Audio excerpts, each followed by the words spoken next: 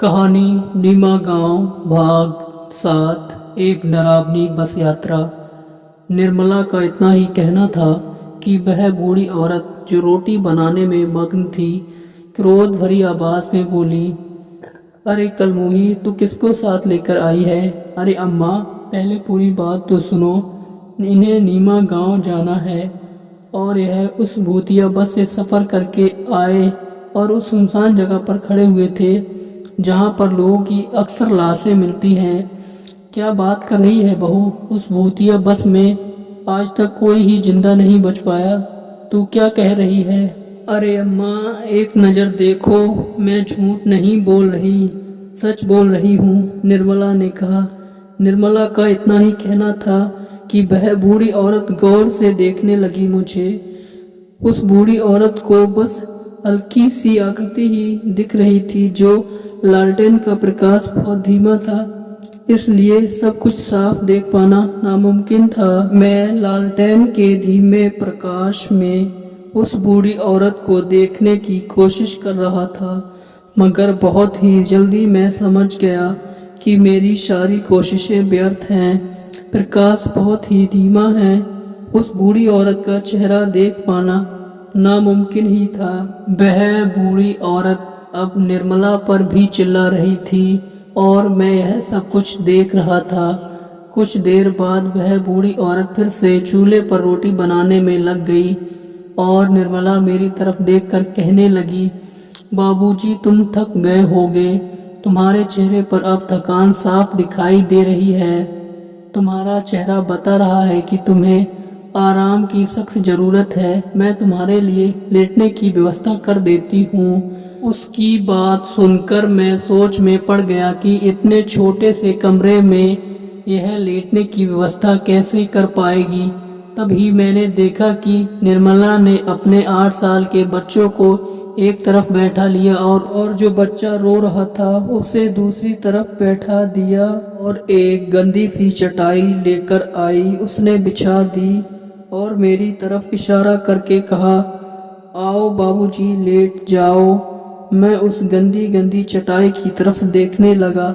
तभी उसने मुझसे दोबारा कहा, हम गरीब लोग हैं बाबूजी, हमारे यहाँ अंग्रेजी गद्दे तो नहीं हैं, यही चटाई मिलेगी जो कि इतना तो कर ही सकती है कि आपके बदन को आराम दे सके। इतना कहकर वह खिलखिला कर हंसने लगी। मुझे उसकी बात में दम नजर आया। मैं चटाई पर एक तरफ जाकर लेट गया और अपने बैग को मैंने तकिया बना दिया। जैसे ही मैंने चटाई पर लेटा, मुझे उस वक्त नींद के सन्नाटे आने लगे। मैं कब गहरी नींद में सो गया था पता ही नहीं चला और मैं कितनी देर तक सोया यह भी मुझे पता नहीं चला।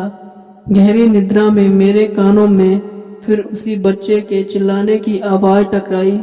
मैं अचानक उठकर बैठ गया। मेरी नज़र जब उस बच्चे पर पड़ी तो मैंने देखा कि वह बच्चा अभी भी हलक फाड़ फाड़ कर चिल्ला रहा था। मुझे उस समय उस बच्चे के ऊपर बहुत ज़्यादा क्रोध आया। मैं समझ नहीं पा रहा था कि आखिर उस बच्चे के हलक में ऐसी क्या चीज़ है जिससे उसकी आवाज़ में स्वर इतना तेज है कि जो चुप होने का नाम ही नहीं ले रहा था। के शेर प्रकाश में मैंने इधर उधर देखने की कोशिश की तो मुझे निर्मला नहीं दिखाई दी, लेकिन उसका 8 साल का बेटा जिसका रंग काला था बैठा हुआ दिखाई दिया। वह अभी भी उसी मुद्रा में बैठा हुआ था। वह मेरी तरफ देख रहा था। पता नहीं क्यों उसका मुझे इस तरह देखना बहुत अजीब लग रहा था, परंतु मैं कर भी क्या सकता था। मैं खुद इनके घर कुछ देर के लिए मेहमान था। फिर अचानक मेरी नज़र उस बूढ़ी औरत पर चली गई। यह देखकर मुझे बहुत ज़्यादा हैरानी हुई कि वह औरत अभी भी रोटियां ही बना रही थी। चूल्हा अभी भी हल्का हल्का जल रहा था, मगर मुझे अभी भी बहुत गहरी नींद आ रही थी। मैं फिर से दोबारा लेट गया। लेटते ही मैं फिर कब गहरी निद्रा में चला गया मुझे पता नहीं चला। न जाने कितनी देर तक खर्राटे लेकर सोता रहा, मगर फिर से मेरे कानों में उसी बच्चे के अलग फाड़ने की आवाज़ सुनाई दी। मैं झुलझुला कर उठ कर बैठ गया और इधर उधर देखने की कोशिश करने लगा। मुझे इस बार निर्मला कहीं भी नजर नहीं आई और मेरे सामने नज़ारा वही था जो कुछ देर पहले मैंने देखा था। वह काला बच्चा मुझे देख रहा था और वह औरत अभी भी रोटी ही बना रही थी और दोबारा बड़ी हैरानी हुई कि अभी तक रोटियां क्यों बना रही है।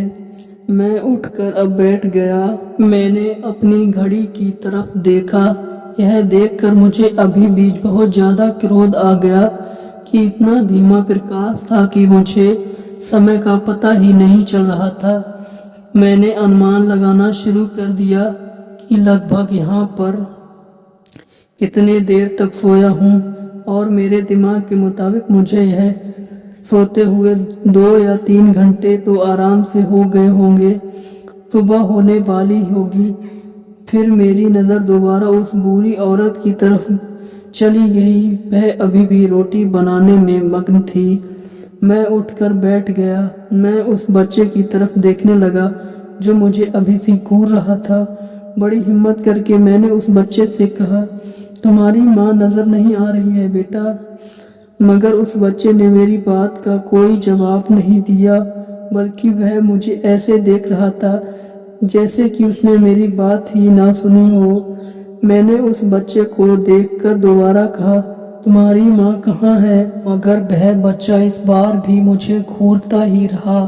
यह देखकर मेरी आंतें पाते सुलग गईं। जी तो चाह रहा था कि एक जोरदार चाटा इसके गाल पे दे मारो। कितना ढीठ बच्चा है यह, मैं इससे पूछता रहा, मगर यह मुझे पागल समझ रहा है। तभी उस बूढ़ी औरत की आवाज़ मुझे सुनाई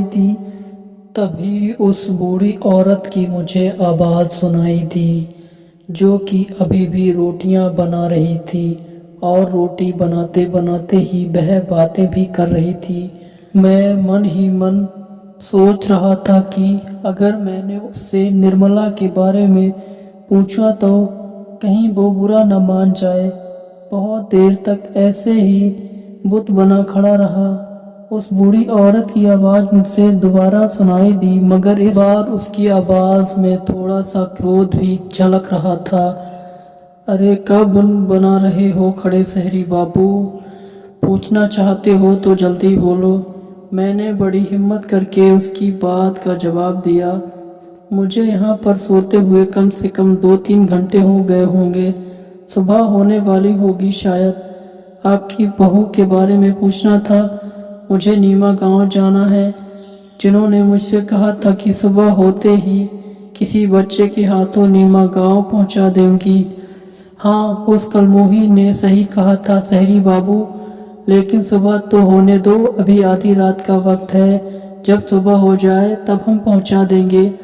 उसकी बात सुनकर मुझे हैरत के इंतहा नहीं हो रही थी कि कैसे हो सकता है। मुझे सोते सोते आराम से 2 से 3 घंटे का टाइम हो चुका था। मैं इस सब सोच रहा था कि तभी बूढ़ी औरत की आवाज़ मुझे फिर से सुनाई दी। लगता है तुम्हें मेरी बातों पर यकीन नहीं आया। शहरी बाबू, चाहो तो दरवाजे के बाहर जाकर देख लो।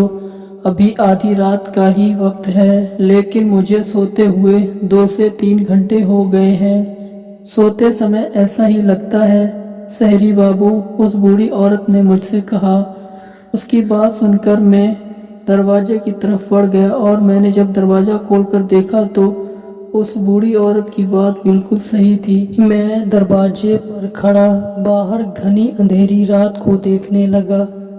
तभी उस बूढ़ी औरत की आवाज़ फिर मुझे सुनाई दी, दरवाज़ा बंद करो शहरी बाबू, बच्चे को ठंड लग जाएगी। मैंने दरवाज़ा बंद कर दिया और जाकर दोबारा अपनी जगह पर आकर बैठ गया। मुझे अब वहाँ पर अजीब सी घुटन होने लगी थी। अब मुझे वहाँ का माहौल अजीब सा प्रतीत हो रहा था। मुझे अंदर एक अनजान सा डर लग रहा था। काफ़ी देर तक मैं अपनी जगह पर बैठकर दरवाजे की तरफ आंखें फाड़ फाड़ कर देखता रहा, ये सोचकर कि निर्मला आ जाए तो मैं उसके साथ ही उसी जगह पर जाने के लिए कहूँ। जहाँ पर बस ने मुझे छोड़ा था, मगर पता नहीं निर्मला कहाँ जाकर मर गई थी। तभी मुझे उस बच्चे के चीखने की आवाज़ दोबारा सुनाई दी, जो फिर से हलक फाड़ फाड़ कर दोबारा चिल्लाने लगा था। मेरी नज़र उस बच्चे पर गई तो 8 साल का था वो, वैसी ही मुद्रा में बैठा हुआ था। अब भी मुझे घूर रहा था। मैं फिर उस बूढ़ी औरत को देखने लगा जो अभी चूल्हे पर रोटी बनाए जा रही थी। अचानक मेरे मन के अंदर से आवाज़ आई कि मैं लगता है कहीं गलत जगह फंस गया हूँ। मैंने बारीकी से जब हालात का मुआयना किया तब मुझे अंदर से अचानक एक झटका सा लगा कि ये सब लोग किसी भी तरह से सामान्य लोग नहीं लग रहे थे। कुछ तो अजीब हो रहा था जो मैं अभी तक नहीं समझ पा रहा था। दोस्तों, कहानी के अंत में जानिए क्या हुआ। कहानी का अगला भाग जरूर देखें। तब तक चैनल को सब्सक्राइब करें, वीडियो को लाइक करें। मिलते हैं कहानी के अगले भाग में। धन्यवाद। आपका दिन शुभ हो। शुभ रात्रि।